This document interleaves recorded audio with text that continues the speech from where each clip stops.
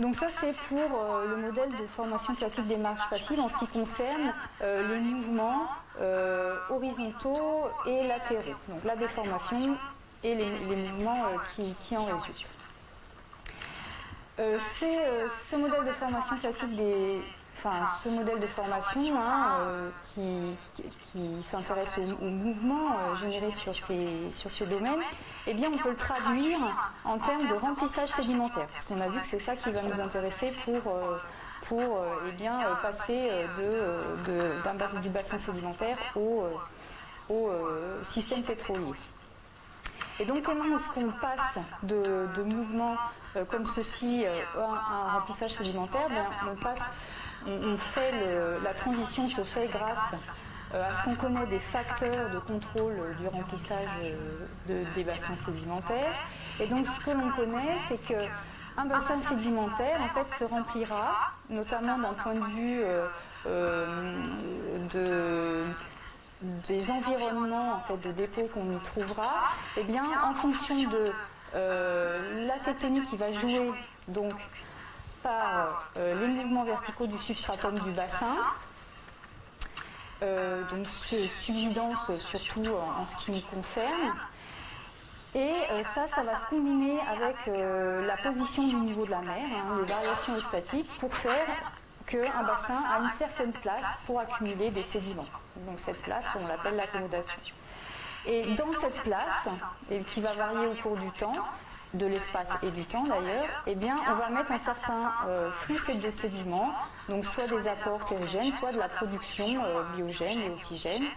Et c'est la compétition en fait entre ces deux facteurs qui va faire qu'un bassin sédimentaire, eh bien, soit se comble, c'est-à-dire que soit montre des environnements de dépôt de plus en plus, on va dire, de moins en moins marins, de plus en plus littoraux, voire continentaux, soit s'approfondit, c'est-à-dire l'inverse, le passage d'environnements continentaux à des environnements marins au cours du temps.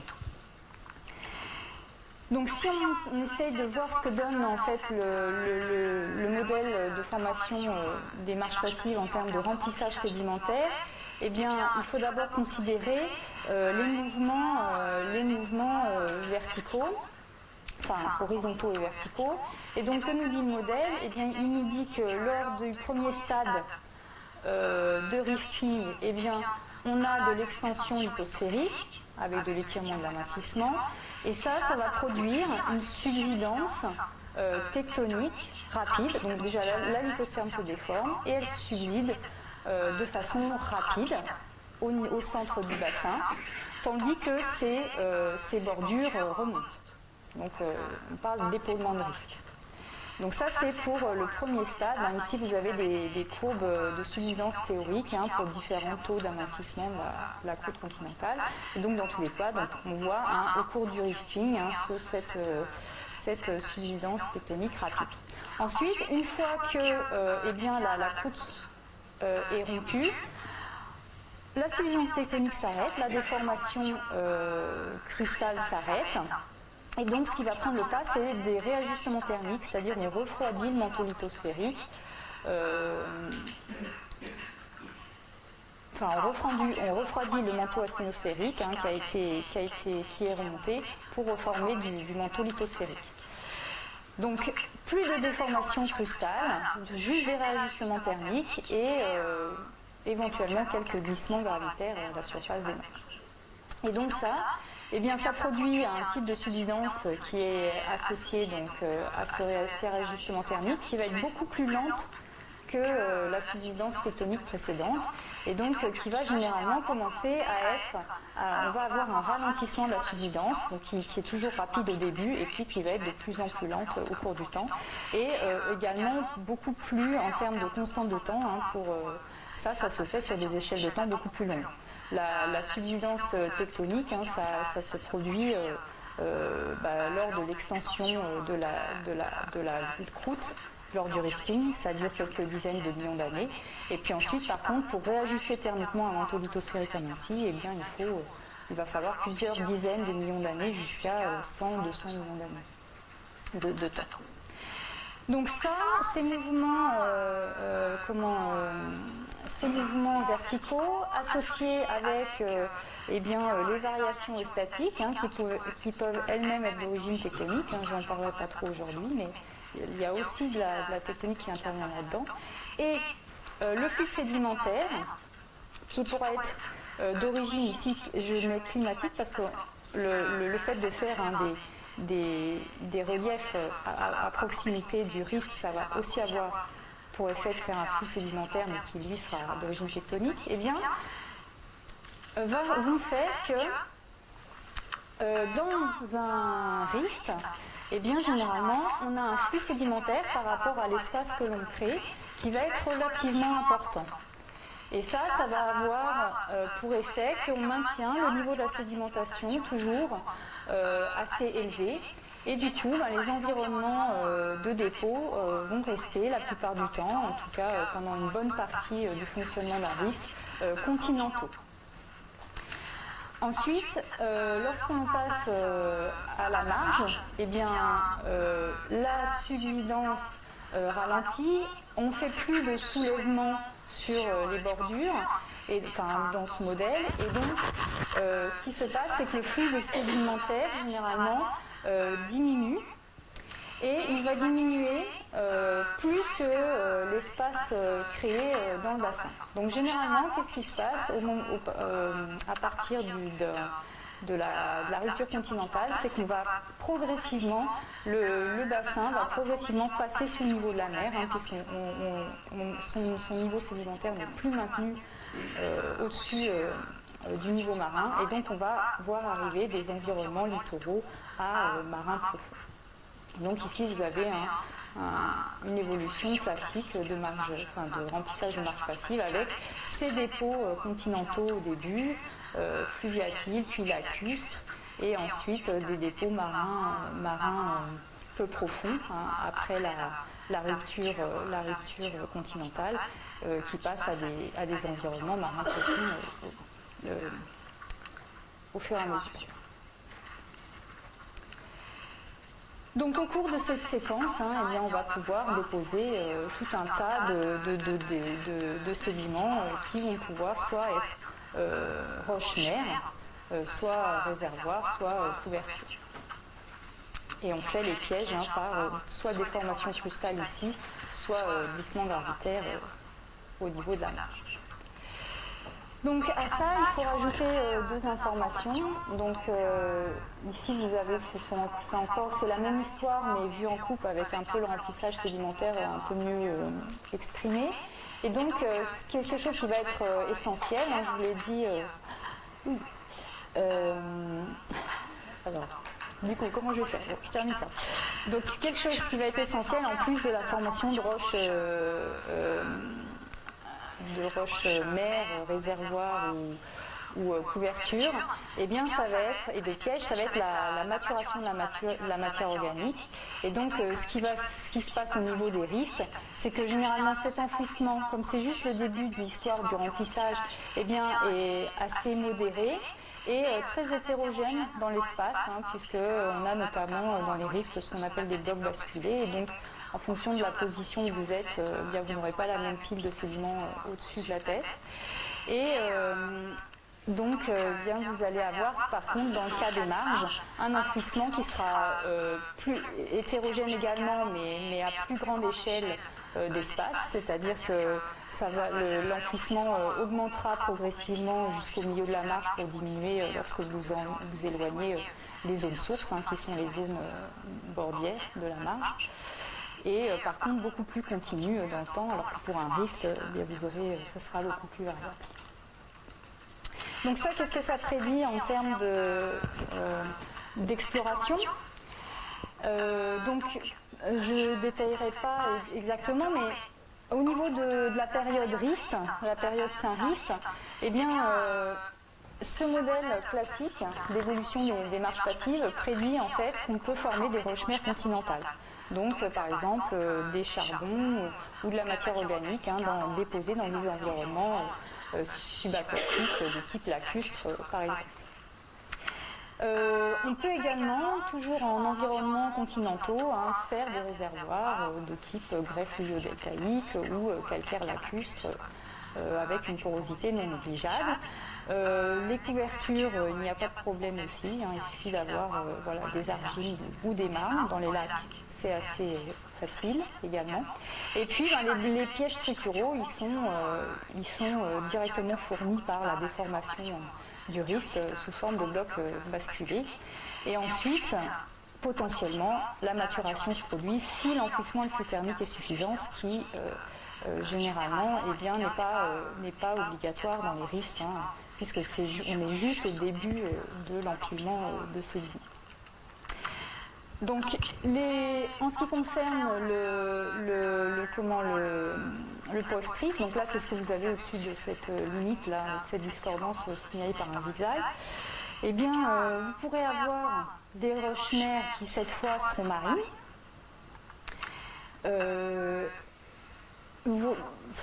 également quelques matières organiques continentales qui auraient pu être transportées au niveau de ces lacs. Les réservoirs, ils vont être également marins, couverture marine, et les pièges stratigraphiques et surtout structuraux, je ne parlerai pas des pièges stratigraphiques aujourd'hui, ils vont être associés cette fois non pas à des blocs basculés, non pas à des structures qui sont d'échelle crustale, mais plutôt à des glissements gravitaires. Et donc, dans ces cas-là, au stade marche passive, on va pouvoir vraiment avoir de la maturation, notamment, alors ce ne sera pas homogène dans l'espace, puisqu'il n'y a pas la même pile de sédiments sur le bord d'une marche passive et au centre, mais généralement, vous aurez une zone qui sera propice à un enfouissement suffisant pour faire maturer la matière organique, notamment au centre de la marge, avec un empilement, une épaisseur de sédiments rift et post-rift suffisant pour faire tout ça. Donc voici ce que prédit le modèle que je vous ai présenté en termes d'exploration, et il a également un intérêt en termes d'aide à l'interprétation des données de subsurface. Là c'est cette petite image que vous avez là, c'est un exemple où vous avez une ligne sismique et puis ma foi qui n'était pas forcément facile à interpréter à la base, et en se servant de ce qu'on connaît des glissements gravitaires et d'expériences réalisées en laboratoire, on arrive de façon beaucoup plus aisée à proposer quelque chose de viable mécaniquement et géométriquement. Et puis, ce modèle, il aide à l'interprétation des données de surface, et il aide également à la modélisation des systèmes pétroliers. Donc là, un exemple parmi d'autres, parce qu'il y en a plein, où ce qui a été modélisé à partir des courbes de subsidence et d'enfouissement prédites par un modèle du type de celui que je vous ai présenté, les degrés de maturation d'une roche-mère qui est ici à la base de ce dégradé de couleur, et on voit très très bien en fonction de la position de la roche-mère, soit elle est mature, ici rouge, soit elle ne l'est pas dans des tons bleus. Donc qu'est-ce que je dirais pour aller vite là-dessus? Donc juste un exemple, c'était deux exemples que j'avais extraits de marges sud-atlantiques, et donc pour faire la différence, donc c'est une marge côté Brésil et puis sa jumelle côté Angola. Et donc sur ces deux marges, on a des roches-mères potentiellement Saint-Rift, des réservoirs Saint-Rift, des couvertures post-Rift, etc. et qui correspondent bien généralement aux prédictions du modèle. Donc voilà, je sais tout ce que je dirais pour faire vite. Par contre, il y a aussi des surprises. Et ces surprises, notamment, elles sont assez récentes, puisque celle dont je vous parle, en fait, c'est quelque chose qui date de 2007, je crois, où en fait a été faite comme découverte dans ici ces niveaux côté Brésil, dans ces niveaux en fait soulignés en marron, qui sont des niveaux qui sont sous le sel, donc qui sont censés être Saint-Rift. Un gisement géant de 3 à 5 milliards de barils, alors que si les gisements habituels dans les blocs basculés, eh bien, étant limités par la structure du bloc basculé, n'avaient pas du tout ce type d'amplitude. Et quand on regarde de plus près en fait dans la géométrie de ce qui entoure ce gisement, alors là ça se voit aussi en Angola, sauf qu'en Angola ça n'a pas été foré encore, donc on ne sait pas s'il y a la même chose, mais en termes de géométrie on a la même chose des deux côtés. En fait on voit que ce Saint-Rift, vous voyez, ce sont ces niveaux marron clair ici, eh bien ils ont quelque chose de bizarre. Donc ils sont continentaux, donc ça pour du Saint-Rift ça va, mais par contre il n'y a pas de faille normale à l'intérieur. Et en fait ils sont continus de part et d'autre de la marge sans être interrompus par des structures. Donc ça pour du Saint-Rift, c'est pour des sédiments qui sont censés se déposer pendant que le rifting se crée et qu'on déforme la croûte, eh bien c'est quelque chose de qui était tout à fait surprenant et en termes d'exploration qui était tout à fait intéressant, même si on ne sait pas, si on ne sait pas l'expliquer, c'est parce que on a des pièges qui sont beaucoup plus grands que ce qu'on pourrait attendre pour des pièges créés pendant le rifting. Donc ça veut dire quoi? Ça veut dire en fait qu'il y a un certain nombre d'observations, notamment lors de l'exploration des marges, qui diffèrent du modèle classique. Et notamment, je citerai que celle qui a à voir avec l'exemple que j'ai pris précédemment, par exemple de la croûte hyper étirée, c'est ce que vous avez là, sous un sac-bassin. Alors un bassin de type sac, qu'est-ce que c'est? C'est en fait finalement c'est quelque chose qu'on ne comprend pas bien à l'heure actuelle. C'est un bassin subsidant mais qui est censé être associé à du rifting mais sans faille normale. Donc vous voyez c'est quelque chose de pas très clair. Et donc ça c'est pas la seule observation en fait qui existe et qui n'est pas expliquée. Il y a également certains détachements à certains niveaux de la croûte qu'on n'explique pas très bien, de l'exhumation mantélique au niveau de la bordure des mâches passives, de la bordure côté océan, mais sans formation de croûte océanique associée. Des soulèvements, en fait, pas juste une belle courbe de subsidence comme dans les modèles, mais des choses beaucoup plus hachées avec des soulèvements qui peuvent se produire périodiquement. Et donc tout ça, ça fait qu'en fait, eh bien, il faut revenir, grâce à ces observations qui sont encore une fois toujours faites grâce à des données en fait pétrolières, eh bien, il faut revenir au modèle conceptuel pour les améliorer et essayer d'intégrer ces observations, de comprendre ces observations et les intégrer.